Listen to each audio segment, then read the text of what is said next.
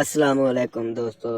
کوفی governor ابن زیاد کی شرمناک پیدائش اور عبرتناک موت۔ ابن زیاد کربلا کے پرسود اور دلخراش واقعے کا ایک اہم نام ہے۔ اس کا پورا نام عبید اللہ بن زیاد بن ابیہ تھا۔ ابن عبداللہ کے دادا کو ابن ابیہ کہا جاتا تھا۔ ابن ابیہ کے لفظی معنی اپنے باپ کا بیٹا ہے، یعنی عبید اللہ کے باپ کا نام ابن زیاد تھا، لیکن دادا کے نام کے بارے تاریخ خاموش ہے، اس لیے اس کا نسب بھی صحیح بیان نہیں کیا جا سکتا۔ چونکہ دور جاہلیت میں اس کی ماں سمیہ حارث بن کلدہ طبیب کی لونڈی تھی، جس کے کئی آدمیوں سے تعلق تھا، تو اس کو معلوم نہ ہو سکا کہ اس کا یہ بیٹا کس آدمی کی اولاد ہے۔ متعدد افراد اس کے باپ ہونے کے دعوے دار تھے۔ سمیہ ایک ایرانی کنیز تھی اور روم غلام عبید سقفی کی بیوی تھی، مگر اس کے کئی مردوں سے تعلقات تھے، اس لیے اس بیٹے کا والد نامعلوم تھا، اور اس کے لیے زیاد کو زیاد ابن ابیہ اپنے باپ کا بیٹا زیادہ کہا جاتا ہے۔ اپنی ماں کا بیٹا یاد اور زیادہ سمیہ بھی کہا جاتا ہے، کی کنیت ابو الحفظ اور اس کی ماں کا نام مرجانہ تھا۔ لوگ اس کو طعنہ دینے کے لیے ابن مرجانہ بھی کہا کرتے تھے۔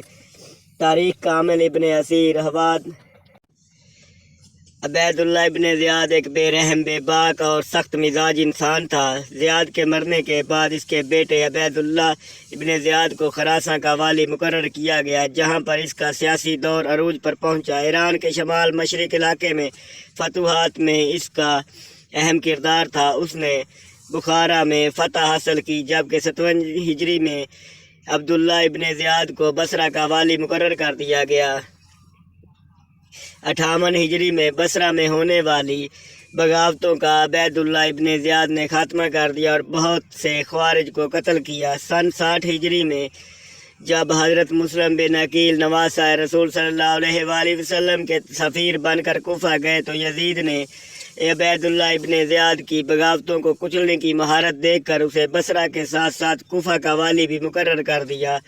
60 ہجری کے اختتام پر جب کوفہ والے نواسہ رسول حضرت امام حسین علیہ السلام کی آمد کے منتظر تھے کہ عبید اللہ ابن زیاد اپنا چہرہ چھپائے، کوفہ میں داخل ہوا، جسے لوگوں نے سمجھا کہ امام عالی مقام آ گئے، لیکن یہ عبید اللہ ابن زیاد تھا، جس کا پہلا ہدف حضرت مسلم بن عقیل تھے۔ چنانچہ اس نے لوگوں کو ڈرایا، دھمکایا اور بتایا کہ میرے پیچھے شامی فوج بھی آ رہی ہے جو کوفہ کی اینٹ سے اینٹ بجا دے گی۔ اس کی چال بازیاں اس کے کام آ گئی اور بالآخر اس نے دھوکے سے حضرت مسلم بن عقیل کو بے دردی سے شہید کر دیا اور ان کا سر بطور تحفہ یزید کے پاس شام بھجوا دیا۔ کوفیوں پر ان کے نئے والی عبید اللہ ابن زیاد کی داغ بیٹھ گئی۔ اس کے بعد جب ابن زیاد کو پتہ چلا کہ نواسہ رسول صلی اللہ علیہ وآلہ وسلم کی جانب رواں دواں ہیں، تو اس نے حر بن یزید کو سپاہی دے ان کا راستہ روکنے کے لیے بھیج دیا اور اس کو حکم دیا کہ ان کو کسی ایسی جگہ پڑاؤ ڈالنے پر مجبور کرے جہاں پانی قریب نہ ہو۔ اس کے بعد عمر بن سعد کو ایک جلیل لشکر دے کر حضرت امام حسین کی طرف روانہ کیا۔ عمر بن سعد کوفی فوج کربلا میں سپہ سالار تھا، جو کہ خون ریزی بچنے اور پرامن راہ حل کے در پہ تھا۔ ادھر کوفہ کے گورنر عبید اللہ ابن زیاد کو شمر نے جنگ کے لیے اکسایا اور بالآخر 9 محرم 61 ہجری کو ابن زیاد نے شمر کو 4000 سپاہی دے کر کربلا بھیج دیا، ساتھ ایک دھمکی آمیز خط بھی تھا۔ عمر بن سعد، اگر تم حسین سے بیعت لے لو تو کوفہ روانہ کر دینا، نہیں تو ان سے جنگ کرو، اگر تم جنگ کے لیے راضی نہیں تو کمان شمر کے حوالے کر دو۔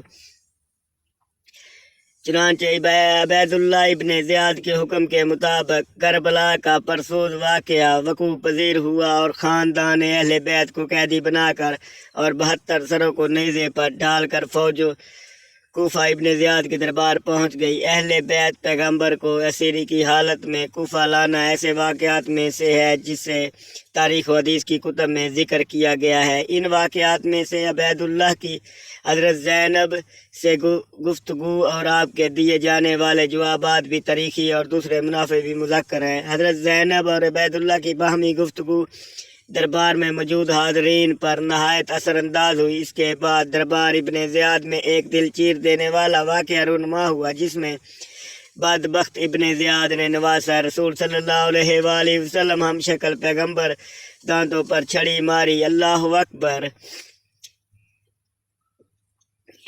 3778 میں یہ واقعہ یوں درج ہے۔ حضرت انس بن مالک سے روایت ہے کہ میں دربار میں بیٹھا تھا کہ سیدنا حضرت امام حسین علیہ السلام کا سر مبارک ایک تھال میں رکھ کر کوفہ میں یزید کے گورنر عبید اللہ ابن زیاد کے پاس لایا گیا تو وہ اس چھڑی سے ہلکی ضرب لگانے لگا اور ان کے حسن کے متعلق گستاخانہ انداز میں کچھ کہا تو میں نے جواب دیا، یہ سیدنا حسین رسول صلی اللہ علیہ وآلہ وسلم سے بہت مشابہت رکھتے تھے۔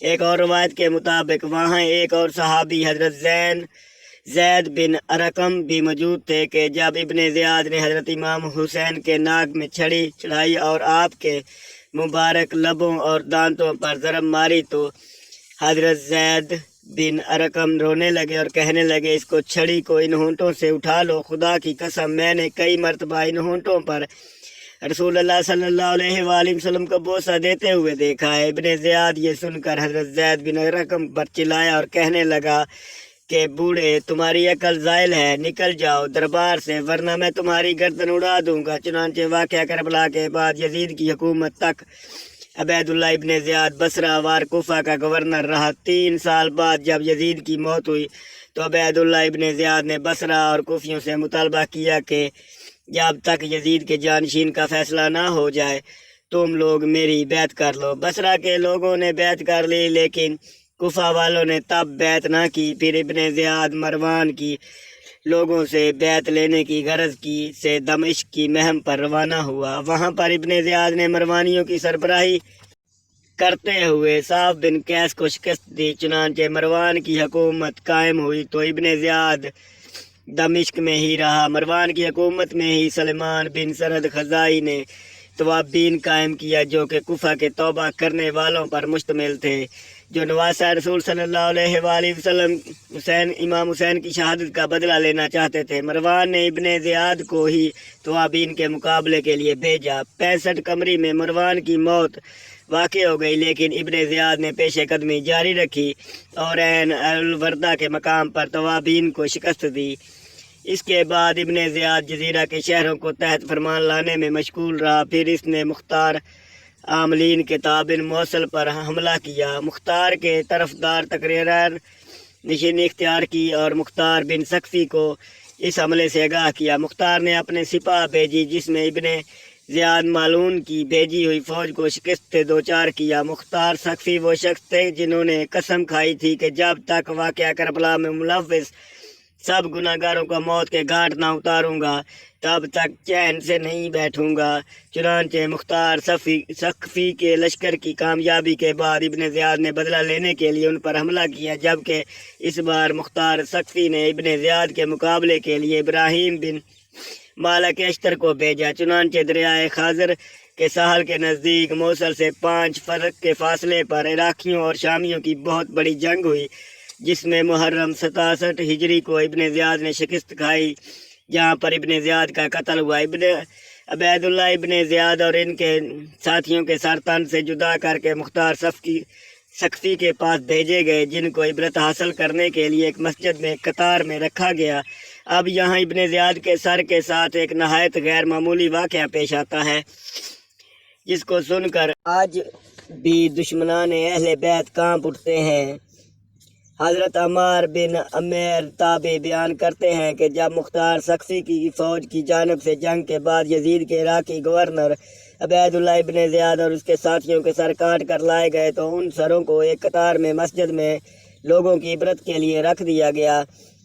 حضرت عمارہ فرماتے ہیں کہ جب میں مسجد میں پہنچا تو لوگ کسی خوفناک شے کو دیکھ کر کہہ رہے تھے، وہ آیا وہ آیا۔ اچانک میں نے دیکھا کہ ایک سانپ جو سروں کے درمیان سے گزرتا ہوا عبید اللہ ابن زیاد کے نتنوں میں گھس گیا اور تھوڑی دیر اس کے سر میں رکا، پھر منہ سے نکل کر غائب ہو گیا۔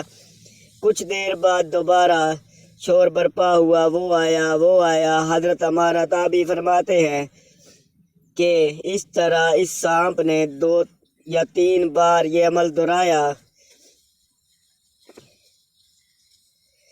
اے اللہ ہم سے اہل بیت کے بغض کو اور اہل بیت کا بغض رکھنے والوں کو ہمیشہ کے لیے دور فرما دے۔ ہم نبی آخر الزماں حضرت محمد صلی اللہ علیہ وآلہ وسلم اور ان کی آل پر جان نثار کرنے والے بن جائیں۔ کمنٹ سیکشن میں آمین لکھنا مت بھولیے گا، نہ جانے کس کی آمین قبول ہو جائے اور اس پاک اہل بیت کی نوکری مل جائے۔ اللہ حافظ دوستو، کوئی غلطی ہو گئی دوستو معاف کرنا، اللہ ہر جائز خواہش پوری کرے، آمین ثم آمین۔ دوستو لائک اور سبسکرائب کرنا مت بھولیے گا۔ اللہ حافظ۔